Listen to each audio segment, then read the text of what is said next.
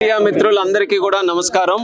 ప్రస్తుతం శ్రీకాకుళం కార్పొరేషన్ లో గత 4 రోజులుగా డయేరియా అవుట్ బ్రేక్ జరిగిన తర్వాత ప్రభుత్వం ముమ్మరంగా కార్యక్రమాలు చర్యలు అన్ని కూడా చేపట్టి దీని తాలూకా ఈ ఇష్యూని ఎంత తొందరగా సద్దుమణుగు చేయడానికి ఏ చర్యలు చేపట్టాలో అన్ని కూడా ఇమీడియట్ గా బాధ్యతతో ప్రభుత్వం వెంటనే ఇమీడియట్ గా ప్రొయాక్టివ్ గా రియాక్ట్ అయ్యే అన్ని కార్యక్రమాలు కూడా చేసింది.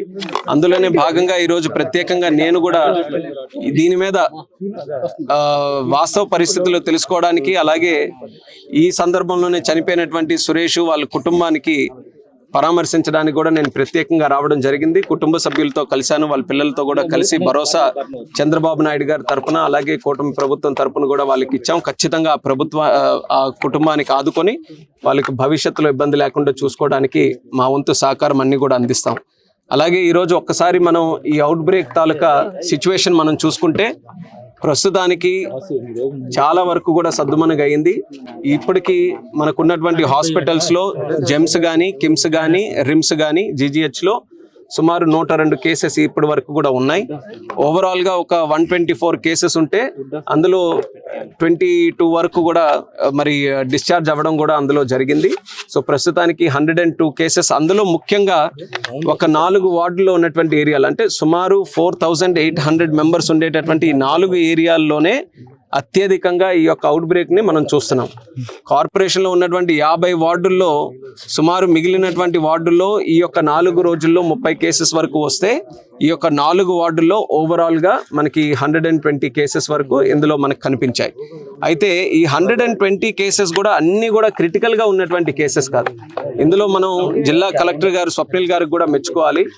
మండే నాడు ఎప్పుడైతే ఆయనకు ఒక 4 కేసెస్ వచ్చినట్టుగా సమాచారం వచ్చిందో ఇమీడియట్ గా ఆయన లొకేషన్ కూడా వచ్చి ప్రజలందరినీ కూడా అప్రమత్తం చేసి చిన్న సిమ్టమ్స్ ఉన్నా సరే ప్రతి ఒక్కరు కూడా ఇమీడియట్ గా హాస్పిటల్స్కి వచ్చి చెక్ చేసుకోవాలి, అక్కడ మీరందరూ కూడా అడ్మిట్ అవ్వాలని చెప్పి ఆయన ఇచ్చినటువంటి పిలుపుకి, ఆయన చేసినటువంటి వీడియోకి స్పందించి అత్యధిక మంది ఒక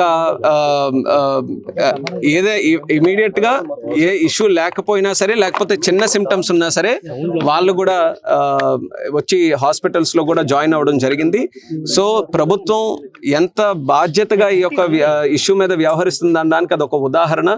కేవలం ఎవరికైతే డయేరియా ప్రాబ్లం ఉందో, లేకపోతే ఎవరైతే అడ్మిట్ అవ్వాల్సినటువంటి పరిస్థితులు ఉన్నారో వాళ్ళకే కాకుండా చిన్న చిన్న సమస్యలు ఉన్నా సరే వాళ్ళకు కూడా ఇమీడియట్ గా జాయిన్ అవ్వమంటున్నాం. అన్ని టెస్టులు కూడా వాళ్ళకి చేసి ఎక్కడ ఇబ్బంది లేకుండా తిరిగి ఇంటికి పంపించే ప్రయత్నం చేస్తున్నాం. ఈరోజు స్టాటిస్టిక్స్ కూడా మనం చూసుకుంటే ఒక ఇద్దరు ఎవరైతే క్రిటికల్ గా ఉన్నారో, వెంటిలేటర్స్ మీద ఉన్నటువంటి పేషెంట్స్ కూడా ఇద్దరు ఉండేవాళ్ళు, వాళ్ళు కూడా ఈరోజు వెంటిలేటర్ బయటకు ఈరోజు వచ్చారు. అంటే వాళ్ళ తాలూకా హెల్త్ కూడా కండిషన్ ఈరోజు చాలా మెరుగుపడింది. ఈ రోజుకి కూడా మనం చేస్తున్నటువంటి అడ్వైజ్ ఏంటంటే ఈ వార్డు కానీ పరిసర ప్రాంతాల్లో కానీ ఎవరికైనా సరే డయేరియా కానీ ఇతరత్ర సిమ్టమ్స్ ఏ ఉన్నా సరే దయచేసి ప్రతి ఒక్కరు కూడా హాస్పిటల్కి వచ్చి అడ్మిట్ అవ్వండి.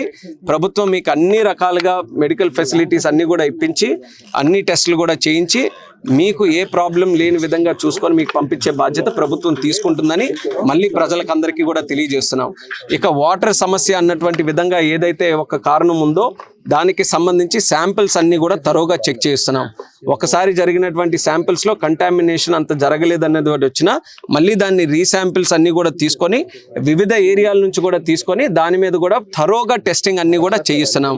అలాగే ఇది కాకుండా వేరేగా ఫుడ్ కారణాల వల్ల ఏమైనా రావచ్చో అని చెప్పి ఈ ప్రాంతంలో ఉన్నటువంటి ఫుడ్ స్టాల్స్ కానీ, సెంటర్స్ కానీ, లేకపోతే చికెన్ మటన్ సేల్ సెంటర్స్ కానీ అన్నిటినీ కూడా తరోగా వెరిఫై చేసి కొన్నిటికైతే పర్మిషన్స్ కూడా క్యాన్సిల్ చేసి అమ్మకాన్ని కూడా ఆపించే ప్రయత్నం కూడా ప్రభుత్వం తరపున అవన్నీ కూడా చేశాం. అంటే ఎన్ని విధాలుగా ఈ యొక్క అవుట్ బ్రేక్ రావడానికి కారణాలు ఉంటాయో ప్రతి ఒక్కటి మీద కూడా విశ్లేషణ చేసుకుంటూ మూల కారణం తెలియజేసుకోవడానికి అన్ని రకాలుగా చర్యలు కూడా చేపడుతున్నాం. ఇక మిగిలినటువంటిది ఈ పైప్ లైన్స్ కానీ, డ్రైన్స్ తాలూకా ఏదైతే ఇష్యూ ఉందో దాని మీద నిన్న మన అర్బన్ మినిస్టర్ గారు నారాయణ గారు కూడా వచ్చి థరోగా రివ్యూ చేశారు. గతంలో ఏ వర్క్స్ జరిగాయి, ఇప్పుడే వర్క్స్ జరుగుతున్నాయి, అన్నిటినీ కూడా మానిటర్ చేసుకొని ఒక రకంగా చెప్పాలనంటే మళ్ళీ కూటమి ప్రభుత్వం వచ్చిన తర్వాతే దీనికి ఎక్కడ డిబేట్కి రమ్మన్నా సరే కూటమి ప్రభుత్వం సిద్ధంగా ఉంది. గత పరిపాలనలో పూర్తిగా నిర్లక్ష్యం వహించారు. కార్పొరేషన్లో కానీ ఇక్కడ డ్రైన్స్ కానీ శానిటేషన్ కానీ. ఆ రోజు కార్పొరేషన్ అంతా కూడా ఒక ప్రైవేట్ వ్యవస్థని కాదు, ఒక పర్సనల్ వ్యవస్థగా మార్చుకొని వాళ్ళ సొంత వ్యక్తులకే కట్టబెట్టి వాళ్ళ కమిషన్ల కోసం వర్కులు చేసే విధంగా ఆ రోజు సిండికేట్లు పెట్టుకొని ఆ రోజు వ్యవహరించారు. మళ్ళీ కూటమి ప్రభుత్వం వచ్చిన తర్వాత వాటన్నిటిని కూడా మార్చి క్వాలిటీగా పనులు చేయాలి, అటువంటి వ్యక్తులతో పనులు చేయించాలనే ఆలోచనతో ఇక్కడ కొన్ని నిర్ణయాలు తీసుకొని దానికి మించి భవిష్యత్తులో కూడా చేయడానికి సుమారు 100 కోట్లకు పైగా వర్కులు కూడా నిన్న మన మంత్రి గారు వచ్చిన తర్వాత ఆయన కూడా స్పెషల్గా గ్రాంట్స్ కూడా కొన్ని కేటాయించడం జరిగింది. అది కూడా వీలైనంత త్వరగా గ్రౌండ్ చేయించి ఎక్కువ కాన్సన్ట్రేషన్ సివేజ్ ట్రీట్మెంట్ ప్లాంట్స్, అలాగే చక్కనైన మెరుగైన వాటర్ సప్లై, అలాగే డ్రైన్స్ కన్స్ట్రక్షన్, ఎక్కడెక్కడైతే ఇబ్బందులు ఉన్నాయో పాత పైప్ లైన్స్ కానీ వాటన్నిటిని కూడా చేంజ్ చేయడం, ఇలాంటి వీటి మీద అమృత్ 2.0 ఏదైతే స్పెసిఫిక్గా వాటర్ సప్లై కోసం కేంద్ర ప్రభుత్వం ఇచ్చినటువంటి స్కీమ్ ఉందో దాన్ని పూర్తి శాతం మన శ్రీకాకుళం కార్పొరేషన్లో వినియోగించుకుంటున్నాం. అలాగే సుడా అర్బన్ డెవలప్మెంట్ అథారిటీ నుంచి కూడా మనం ప్రత్యేకంగా సుమారు 12 కోట్ల రూపాయలు ఇక్కడ కేటాయించుకొని దాని ద్వారా డ్రైన్స్ని కూడా అప్గ్రేడేషన్ కానీ ఎక్కడైతే కొత్త డ్రైన్లు కట్టాలో ఆ కార్యక్రమాలన్నీ కూడా చేస్తున్నాం.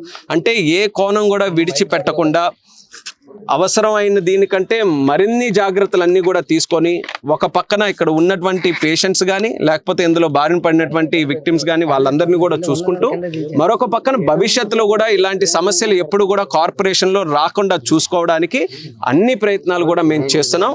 దానికి ఈరోజు ప్రత్యేకంగా ఈ యొక్క రివ్యూ కూడా పెట్టుకున్నాం. ఇప్పుడే కుటుంబాన్ని సందర్శించాం, హాస్పిటల్ కూడా ఇప్పుడు వెళ్తాను, అక్కడ ఉన్న పేషెంట్స్ అందరినీ కూడా కలుస్తాను. అలాగే మున్సిపాలిటీలో కార్పొరేషన్లో దీనికి సంబంధించి ఏ చర్యలు తీసుకోబోతున్నారు అనేది కలెక్టర్ గారితో ప్రత్యేకంగా రివ్యూ కూడా పెట్టుకుంటాం.